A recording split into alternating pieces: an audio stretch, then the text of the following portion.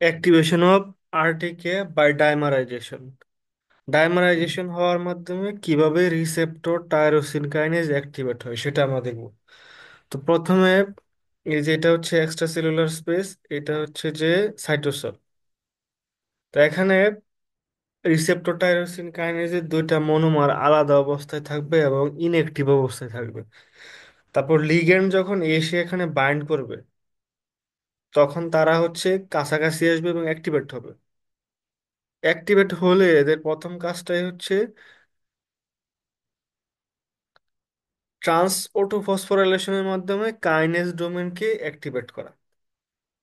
তারা প্রথমে হচ্ছে একটা আরেকটাকে একটি ফসফোরাইলেশন করবে। ফসফোরাইলেশন করলে এখানে কাইনেজ ডোমেন অ্যাক্টিভেট হবে।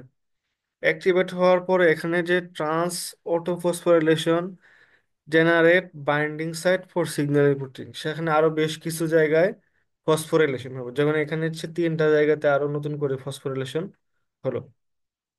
তো ফসফোরাইলেশন এখানে যে হওয়ার পরে এই এখানে হচ্ছে একটা যে সিগন্যালিং প্রোটিনগুলো আছে, এই প্রোটিনগুলো এখানে এসে বাইন্ড হওয়ার একটা সাইট তৈরি হলো।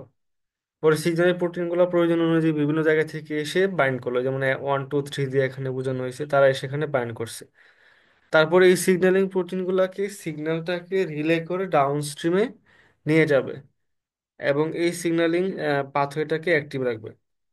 তো এই ক্ষেত্রে আর্টিকের ডাইমারাইজেশনটা আহ এক একটার ক্ষেত্রে একটু সামান্য ভিন্ন ভিন্ন ও হতে পারে।